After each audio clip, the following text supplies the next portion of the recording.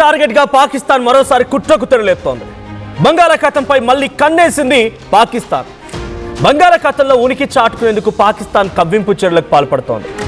China నిర్మించినటువంటి advanced submarine PNS హంగోర్ని Pakistan తీసుకెళ్తూ Colombo port దగ్గర ఆగి పాకిస్తాన్ నేవీ అధికారులు త్వరలోనే అరేబియా సముద్ర అవతలకి అంటే బంగాళాఖాతంలోకి మేము విస్తరించబోతున్నామంటూ ఒక హాట్ కామెంట్స్ చేశారు. బంగాళాఖాతంలో మా సైనిక శక్తిని ప్రదర్శిస్తాం, ఈ సబ్మరైన్స్ గేమ్ చేంజర్స్ అంటూ పాకిస్తాన్ అధికారి మాట్లాడుకొచ్చారు. చైనా నుంచి పాకిస్తాన్కి మొత్తం 8 హంగోర్ సబ్మరైన్స్ వెళ్తూ ఉన్నాయి.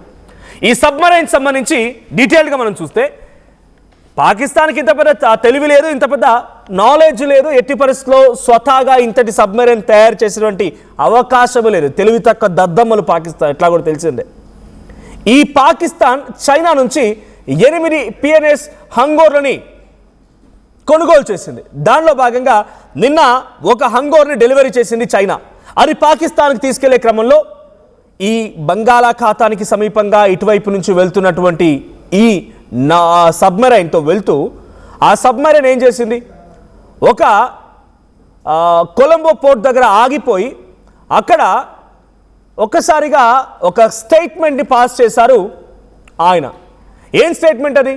ఆయన పాస్ చేసిన స్టేట్మెంట్ ఏంటి? పాకిస్తాన్ నావీ అధికారులు అంటే నావీ అధికారులు పాస్ చేసిన స్టేట్మెంట్, ద బిగ్గెస్ట్ స్టేట్మెంట్ ఏంటంటే మేము త్వరలో బంగాళాఖాతంలో విస్తరిస్తున్నాం. ఇది ఆయన పాస్ చేసిన స్టేట్మెంట్. గతంలో పాకిస్తాన్ బంగ్లాదేశ్ మధ్య ఆ గొడవ జరుగుతున్న సమయంలో భారత్, అప్పటి ప్రధాని ఇందిరాగాంధీ కానీ, భారత ప్రభుత్వం కానీ, భారత ఆర్మీ కానీ ఎంతలా కొట్లాడింది. బంగ్లాదేశ్ వేర్పాటువాదాన్ని, బంగ్లాదేశ్ని ఒక దేశంగా ఏర్పాటు చేయించడం కోసం ఎన్ని రకాలుగా వాళ్ళు మన సహాయం తీసుకున్నారో తెలిసిందే. అయితే ఇదే క్రమంలో అప్పుడు బద్ధ శత్రువులుగా ఉన్నటువంటి పాకిస్తాన్, బంగ్లాదేశ్ ఇప్పుడు మళ్ళీ మిత్రత్వంగా మారుతూ ఉన్నాయి. బంగ్లాదేశ్ ఇచ్చేటువంటి ఆ సహాయ సహకారాలతోనే, చైనా ఇచ్చేటువంటి ఆ వార్ వెపన్స్తోనే వాళ్ళంతా ఒక్కో అడుగు ముందుకేస్తూ మళ్ళీ బంగాళాఖాతంలోకి అడుగు పెట్టడానికి వస్తూ ఉన్నారు. ఇదే సమయంలో చైనా సబ్మెరైన్ని తీసుకెళ్తూ కొలంబో దగ్గర ఆగి మాట్లాడినటువంటి ఈ అధికారి మాటలు ఏంటనంటే మేము త్వరలోనే విస్తరిస్తున్నామని చెప్పి 2024 వరకు బంగ్లాదేశ్లో ఉన్నటువంటి అప్పటి ప్రధాని షేక్ హసీనాతో భారత్ సత్సంబంధాలు కొనసాగించింది. షేక్ హసీనా పరారైపోయి దేశం వదిలి వచ్చినప్పుడు కూడా భారతే ఆశ్రయాన్ని కల్పించింది. ఇప్పుడు ప్రభుత్వాలు మారాయి. బంగ్లాదేశ్లో వేరే ఒక ప్రభుత్వం వచ్చింది. బంగ్లాదేశ్లో ఎన్నికలు జరిగే ఇంకో ప్రభుత్వం ఏర్పాటైన తర్వాత బంగ్లాదేశ్ మళ్ళీ పాకిస్తాన్తో చేతులు కలుపుతోంది. బంగ్లాదేశ్లో భారత్కు వ్యతిరేకంగా ఎటువంటి నినాదాలు చేశారు, ఎటువంటి మరణ హోమం తలెత్తింది అక్కడ మనం చూసాం. ఇదే క్రమంలో మళ్ళీ ఇప్పుడు బంగ్లాదేశ్ భారత్తో ఉన్నటువంటి ఆ నినాదాలని, ఆ స్లోగన్స్ని, ఆ సిచ్యువేషన్ని చూసిన తరుణంలో మనం అర్థం చేసుకోవాల్సింది భారత్కి బంగ్లాదేశ్ కూడా ఒక శత్రువుగా మారుతోంది. శత్రువుతో మారడంతో పాటుగా మన శత్రువుతో స్నేహం చేయడానికి పాకిస్తాన్కి దగ్గర అవుతోంది. ఈ పిఎన్ఎస్ హంగోర్లు 8 ఇవ్వడానికి చైనాతో పాకిస్తాన్ ఒప్పందం కుదుర్చుకుంటే మొదటిగా ఒకటి సప్లై చేసింది. మొదటి డెలివరీ పూర్తయింది. పిఎన్ఎస్ హంగోర్ని తీసుకెళ్తున్న క్రమంలో పాక్ నావీ అధికారులు మాట్లాడిన మాటలు. దీని ప్రత్యేకత ఏంటంటే రాడార్కి సైతం అంతు చిక్కదంట. చాలా డీప్గా వెళ్ళడానికి అవకాశం ఉంటుంది. బేసిక్గా 1-2 రోజులు సబ్మరైన్స్ అండర్ వాటర్లో ప్రయాణించిన తర్వాత దాన్ని మళ్ళీ చార్జ్ చేయడానికి, ఫ్యూయల్ నింపడానికి, లేదంటే ఇతరత్ర మెయింటెనెన్స్ కోసం మళ్ళీ పైకి, సముద్రం పైకి రావాల్సిందే, వాటిని సెట్ చేసుకొని వెళ్లాల్సిందే. కానీ ఇక్కడ ఈ పిఎన్ఎస్ హంగోర్ అనేటువంటి ఈ సబ్మరైన్, అడ్వాన్స్డ్ సబ్మరైన్ యొక్క స్పెషాలిటీ ఏంటంటే సుమారుగా 10 రోజులకు పైబడే లోపల ఉండడానికి అంతటి సామర్థ్యం ఉంటుంది. ఇంటర్నల్గా ఛార్జ్ అవుతూ ఉంటాయి, పైకి రావాల్సిన అవసరం లేదు, మెయింటెనెన్స్ చేసుకోవాల్సిన అవసరం లేదు. అంటే అంత స్పెషల్గా ఉన్నటువంటి ఈ సబ్మరైన్స్తో బంగాళాఖాతంలోకి వచ్చి మన చుట్టూ నిఘా వేయడానికి పాకిస్తాన్ నావీ సిద్ధమవుతుండగా అర్థమవుతోంది. కానీ పాకిస్తాన్కి భారత్ దెబ్బేంటో ఆల్రెడీ రుచి చూసింది. ఆపరేషన్ సింధూర్ ద్వారా ఒకటే 3-4 రోజుల్లోనే పాకిస్తాన్ ఎంతలా చెమటలు కక్కింది, ఎంతలా రక్తపాతాన్ని మనం క్రియేట్ చేయగలిగామో పాకిస్తాన్ ఆల్రెడీ రుచి చూసింది. అక్కడున్న ఉగ్రవాద శిబిరాలని, అక్కడున్నటువంటి కొన్ని స్లీపర్ సెల్స్ క్యాంప్స్ని, అక్కడ ఉన్నటువంటి ఏకంగా మనం కొట్టకపోయినా వాడు ఏం చెప్తున్నాడు, కైరానా హిల్స్ దగ్గర మనం అటాక్ చేసాం, అక్కడ న్యూక్లియర్ పవర్ ఉంది, అది రియాక్షన్ అయింది, రిఫ్లెక్ట్ అవుతుందని చెప్పి వాడు చెప్పడం మొదలుపెట్టాడు పాకిస్తాన్ వాడు. కానీ మనం అటాక్ చేయకపోయినా ఆ స్థాయిలో భయం, వణుకు అయితే మనకు మొదలైంది. ఏకంగా Ishaq Dar, foreign minister and vice prime minister, deputy prime minister of Pakistan Ishaq Dar చెప్పిన మాట ఏంటి? భారత్ను మేము మోకరిల్లిపై రిక్వెస్ట్ చేసుకున్నాం, భారత్ని చేసుకున్న రిక్వెస్టే ఈరోజు మమ్మల్ని కాపాడింది, భారత్ మమ్మల్ని వదిలేసింది అని చెప్పి ఇషాక్ దారి చెప్పుకొచ్చాడు. అంతటి వెన్నులో వణుకు పుట్టింది పాకిస్తాన్ వాడికి. కానీ ఇప్పుడు మళ్ళీ ఈ సబ్మరైన్స్ రంగంలోకి దిగి నేనేదో పెద్ద పొడుస్తా, నేనేదో పెద్దగా చేస్తాననుకుంటే మన భారత నావీ అద్భుతమైనటువంటి మన ఐఎన్ఎస్ విక్రాంత్లు కానీ, ఐఎన్ఎస్ సంబంధించినటువంటి ఇంకా చాలా అద్భుతమైనటువంటి విక్రమ్స్ కానీ, వార్షిప్స్ అద్భుతంగా ఉన్నాయి మన దగ్గర కూడా.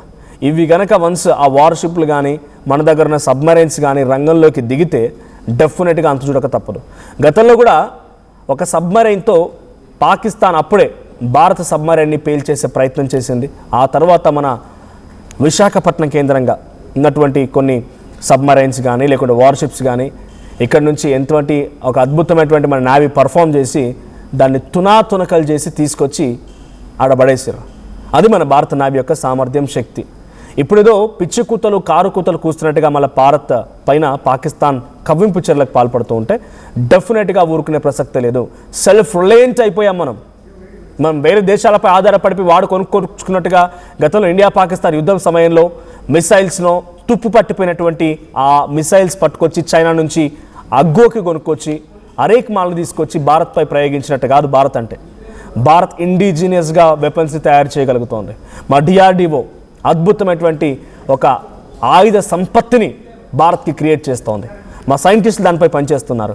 సో ఒక దేశంపై ఆధారపడాల్సిన ప్రయత్నం పాకిస్తాన్ చేస్తున్నట్టుగా భారత్కి అంత అవసరం లేదు.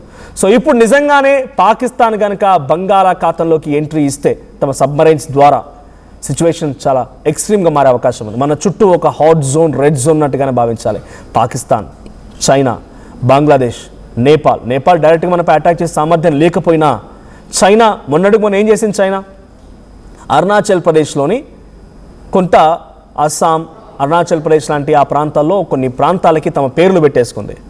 వాళ్ళే దాన్ని ఆక్యుపై చేస్తున్నాం, మేమే దీన్ని పూర్తిగా తీసుకుంటామన్నట్టుగా చెప్పుకొచ్చింది. ఇక చికెన్ నెగ్గా చెప్పేటువంటి అక్సాచిన్ దగ్గర కూడా ఇది మాదే అన్నట్టుగా వాళ్ళు కలిపేసుకుంది చైనా. సో మనకు చైనా నుంచి ముప్పే ఉంది, పాకిస్తాన్ నుంచి ముప్పే ఉంది, బంగ్లాదేశ్ కూడా మనకు ముప్పుగా మారింది ఆల్రెడీ.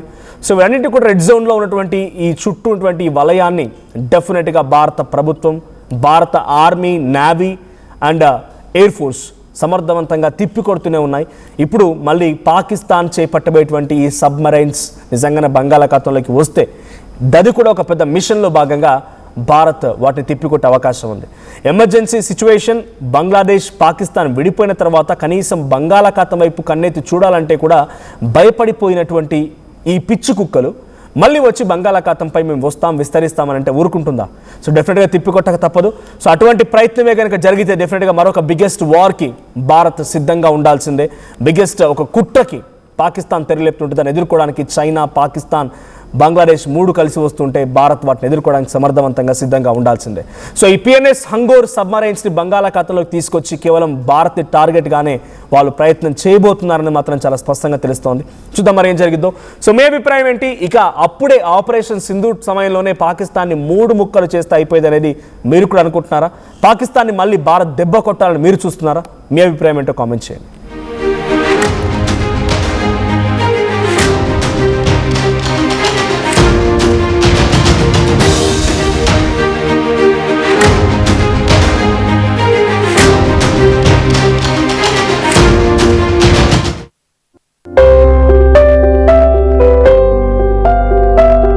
చిన్న చిన్న ఆనందాలు 35 ఏళ్లుగా నా జీవితంలో లేవు. 35 ఏళ్లుగా నేను డైపర్లలో బ్రతికాను. 6 సెంటీమీటర్ల ఫిస్టులా నా మూత్రాశయంలో లీకు కారణమైంది. ఎవరూ నాకు సహాయం చేయలేకపోయారు. AINUలో వైద్యులను కలిసే వరకు. అక్కడ వారు రోబోటిక్ శస్త్రచికిత్సతో నాకు పరిష్కారం ఇచ్చారు. వారు నా ఆత్మవిశ్వాసాన్ని కూడా తిరిగిచ్చారు. Precision care makes it possible. The Center for Robotic Surgery at AINU